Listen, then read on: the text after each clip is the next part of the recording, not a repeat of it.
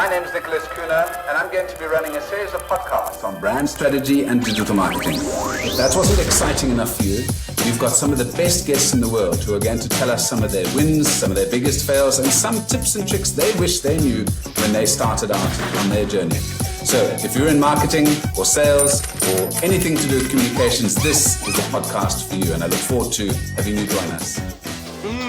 Come chat with Nicholas. He'll listen to you, then he'll laugh, and then he'll cry with you. It's all in a safe space for you to speak your truth. Oh, come and chat with Nick. Well, I have the one and only Jeremy Sampson joining me today. So Jeremy, welcome, and thank you for joining me in short notice. Nicholas, always good to be with you.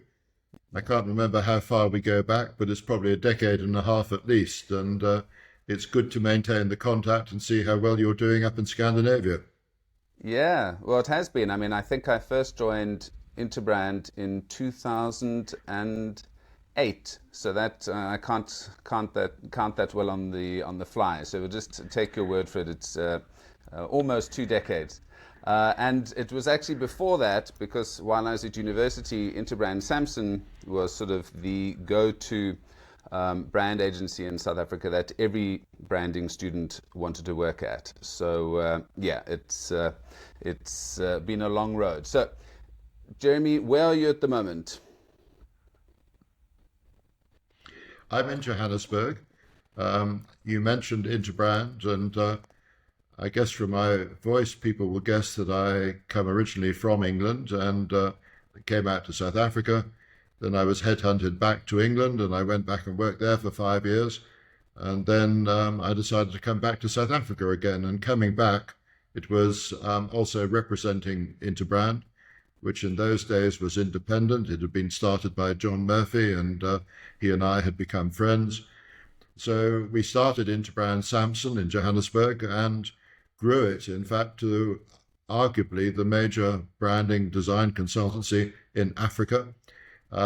During that time, John Murphy sold out and Omnicom bought into Interbrand, as they still do.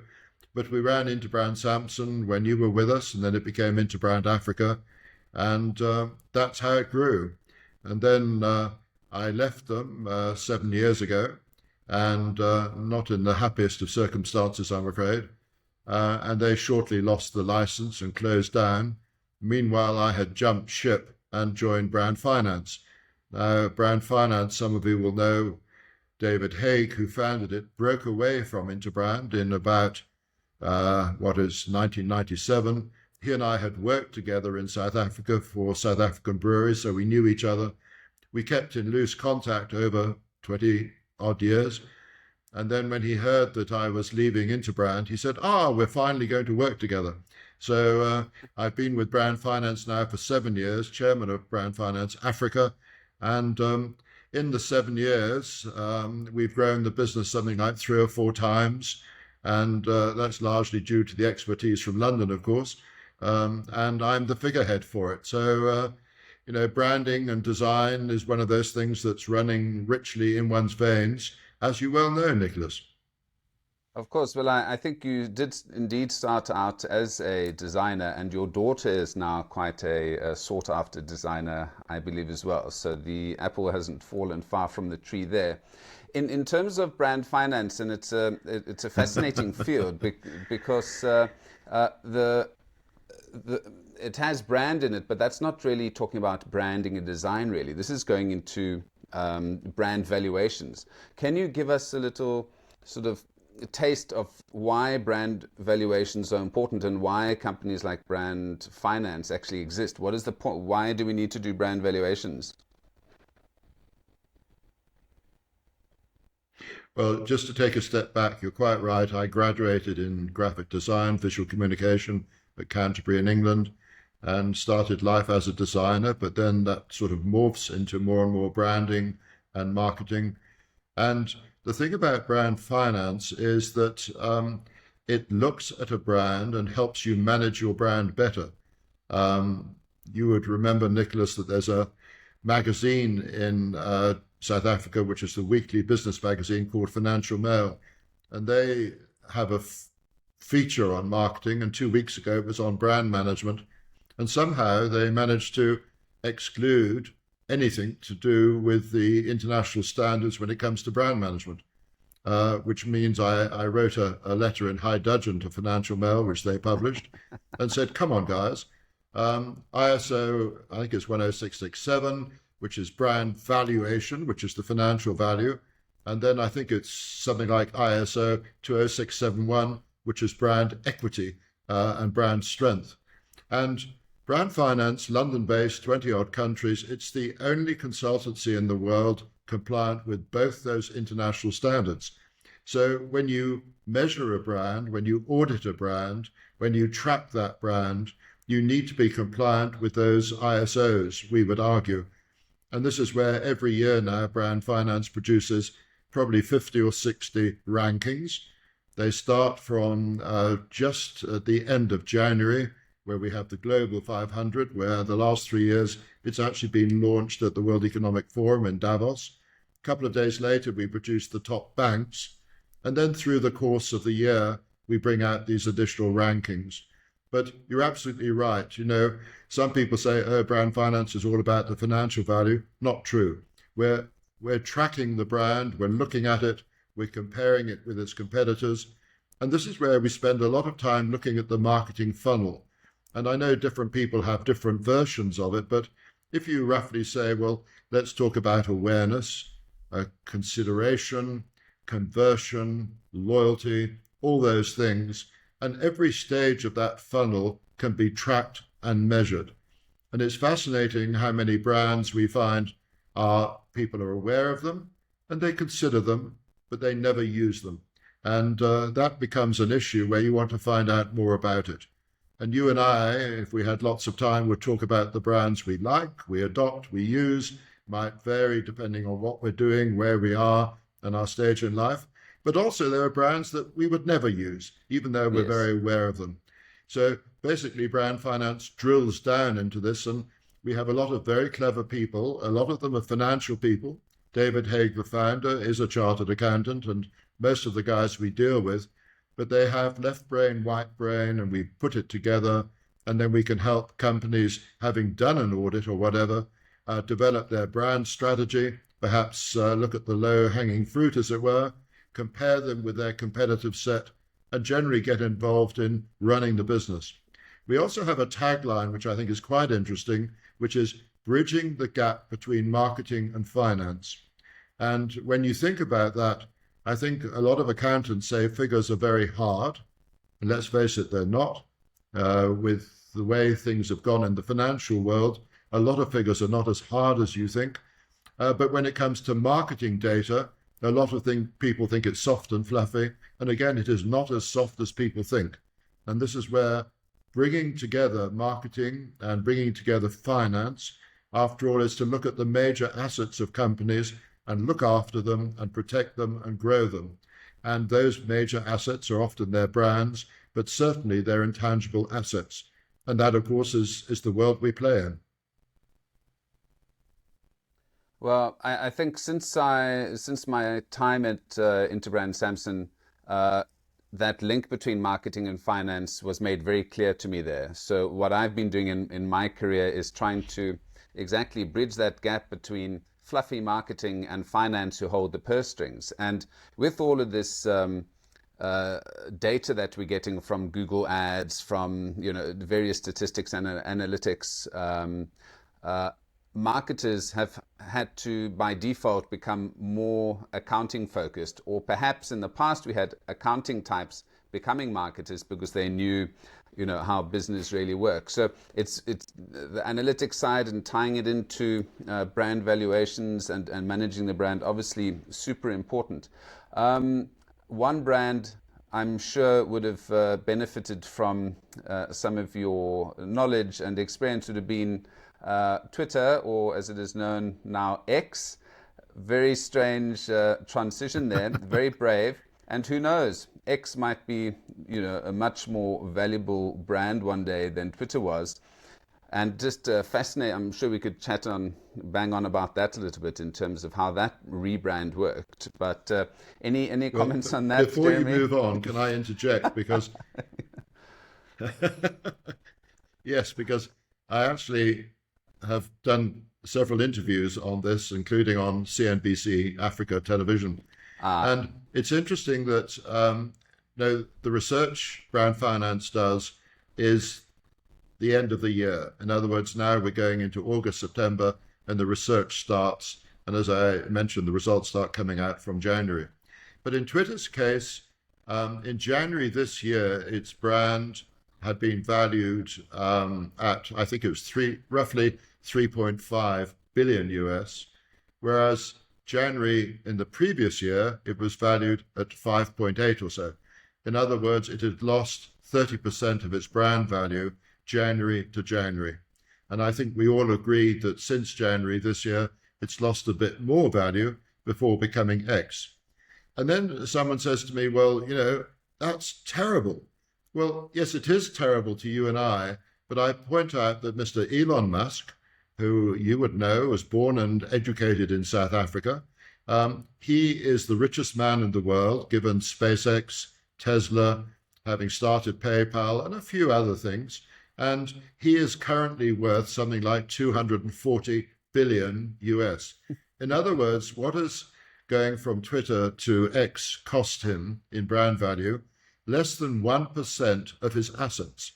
And I think you and I, no matter how much we're worth, we wouldn't worry too much about 1% of our assets.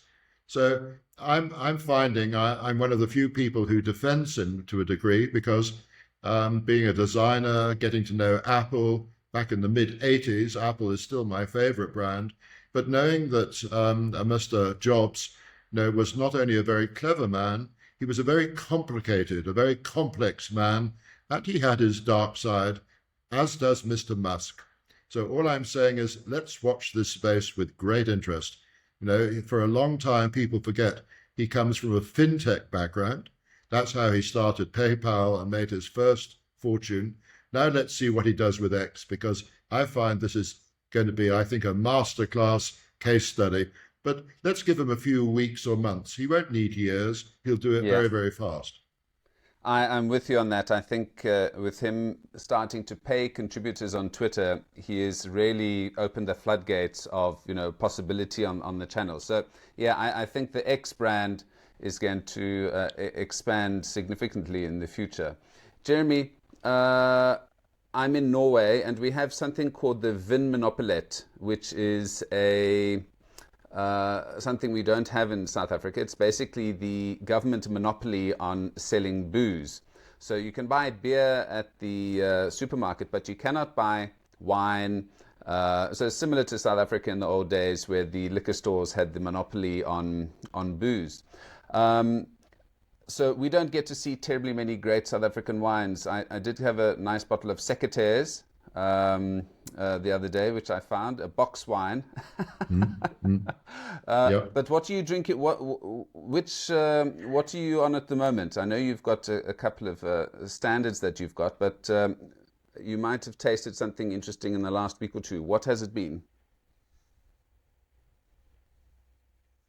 Well, it's interesting you mentioned Secretaires, because it's Mr. A.A. Badenhorst, which is in the area north of Stellenbosch. And Stellenbosch is the main area, probably. And I can tell you, in August last year, I went down to Stellenbosch and I ran a workshop on branding and marketing for wine. And there must have been about 60 people of the great and the good. So it was very interesting, and I learned a lot as well. But Secretaires is a very good wine. I think up in Scandinavia, KWV are quite active with Rudeberg. I did again some consulting about 7 or 8 years ago, and they were telling me that Rudeberg, of course, is Afrikaans, which you know is the old Dutch, as it were, and Rudeberg means red. And the local community in Stellenbosch were very, very upset when they heard that Rudeberg was produced in a white version as well. And they said, how can you take something that's called red and produce it in a white? And of course, the marketers turned around and said, well, actually, because the customer wants it. They want the choice of a red and a white. They're like a lot of other famous wines and popular wines. And they asked me what I should do. And I said, well, how serious is it? And they said, well, our managing director in the Paarl area, which is adjacent to Stellenbosch, has actually been getting death threats. It was that serious. And again, they said, what would you do? And I turned to them and said, well, it's quite simple. I produce a rosé, a blush. And, Yeah. there were 5 of us sitting at the table and there was a deathly hush. And I said, well, look, I'm a marketer. I'm looking from the consumer's point of view. They're like a yellowtail, the Australian, the Americans. They're producing populist wines, as it were, but there's a choice. Red, white, rosé, sweet, dry, whatever. And let's give the customer what they want. Other than that, and this is where South Africa is spoilt for choice. There are so many wines, and then it comes to the price points. In South Africa, there's a stigma attached to box wine, which is taking some time to overcome. I believe in Germany, something like 80% of all wine drunk is from boxes.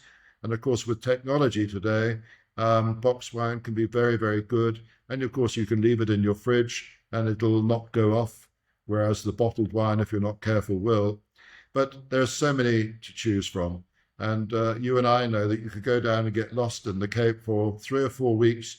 You can do lots and lots of tasting. Unlike in California, tasters are welcomed.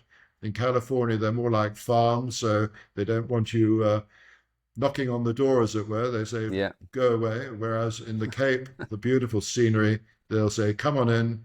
How many wines do you want to taste? And if you're buying wine, probably they won't charge you for the tasting either. But Secateurs is a very good choice. In that area is another group called Molyneux, which you've probably heard of. And Molyneux is run by a couple. She is from California. I think she worked with Mondavi.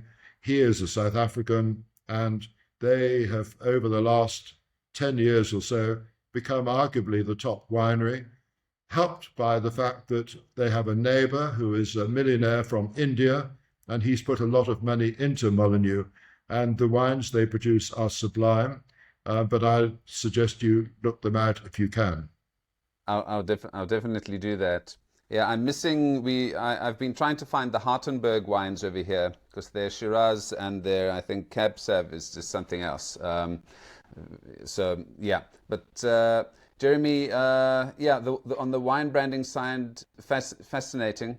I'm currently, last year we worked on a promotion with J Fudo, which is the Japanese agricultural food export department of the Japanese government, and we were promoting sake in London, of all places. And very interesting, the process of introducing a new type of beverage to a mass market, and sort of some of the challenges we're going through on that. So that's once we win the next pitch, I'll talk to you about that and talk to you about our process. And that's possibly another second wind for you. You can go from wine to sake. Very similar. Well, terroirs. I'm not sure I've ever tasted sake. Oh, really? Yeah. Yeah. I do have to say that there's a famous sushi place in Cape Town where I've had Japanese whiskey, which was absolutely stunning. Absolutely stunning. They said, well, you're in a Japanese restaurant, you can't have Scottish whiskey. Exactly. And we were with business people who said, come on, let's enjoy the end of the meal. And the Japanese whiskey was sublime. And I hope you have tried some of that as well. Yeah, you probably had the Yamazaki, and depending on the budget of your business guest, it would have been the 18-year-old, which is sort of the new Johnny Walker Blue, basically in the whiskey market. So I spent 4 years in Malaysia, and there are a lot of Japanese expats there working for large Japanese companies. So I've drunk my fair portion of sake and amazing Japanese whiskies. So yeah, there's such a variety out there. The interesting thing in Norway is that we get to see Hungarian wines and Macedonian wines. I haven't been brave enough yet, but they at the end of the month, when the budget runs dry, perhaps we can try a Moldovan red or a Georgian rosé.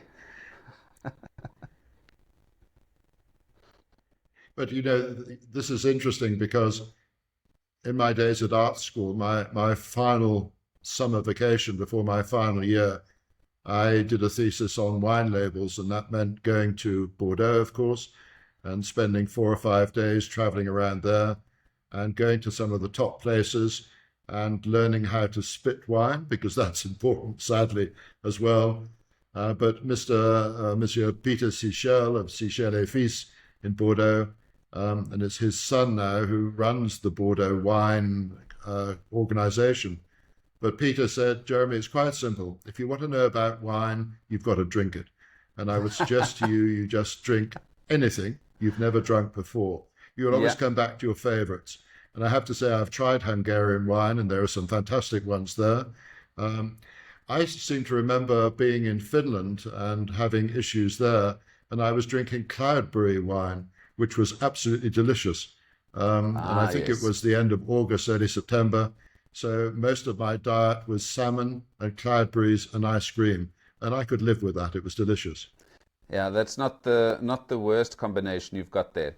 Just to close off, Jeremy, I think a very interesting point you've just made is from university, when you chose a project to look at wine labels, to where you are now in your 70s, I believe, focusing and giving deep insights into the wine industry, packaging, marketing, branding, etc. Wine has spanned your entire life, and possibly, perchance, I'm sure you never thought, looking at wine labels in your early 20s or late teens would have resulted in you being sort of the preeminent unophile at this stage. Yes, you just don't know, do you? And during one's formative years, going to college or whatever, I think the first alcoholic beverage I was aware of, other than perhaps beer, and I was very young, is my father used to keep a bottle of crème de menthe, which, as you would know, is a beautiful green color. And I'm not sure how involved in Scandinavia the population is in rugby. I know Norway especially has some absolutely brilliant athletes. I love watching the Diamond League. But when it comes to rugby, the Springboks, the South African side, are meant to be the green and gold. And apparently there is now a Springbok drink, which is take a shooter glass and put in half the glass as crème de menthe, and the other half should be something like Bailey's Irish Cream, or in South Africa we have something called Amarula, which is very similar, which is a cream liqueur, and you put the two together. And, this apparently is the ideal way to start watching a game of rugby.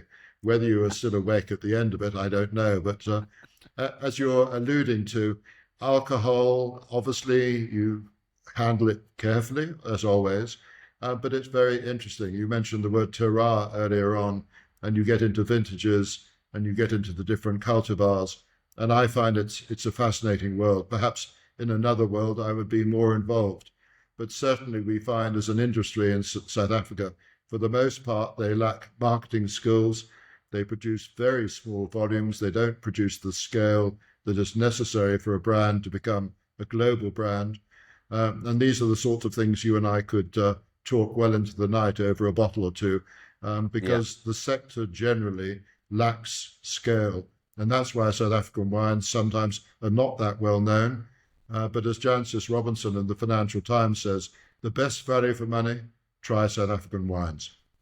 Yeah, and I totally agree with that. Jeremy, thank you so much for spending some time with me. We will definitely have a follow-up after this, but really just fantastic catching up with you, and I hope to hear from you soon. Nicholas, it's been my pleasure. Thank you, and all best to you. Come chat with Nicholas. He'll listen to you, then he'll laugh, and then he'll cry with you. It's all in a safe space for you to speak your truth.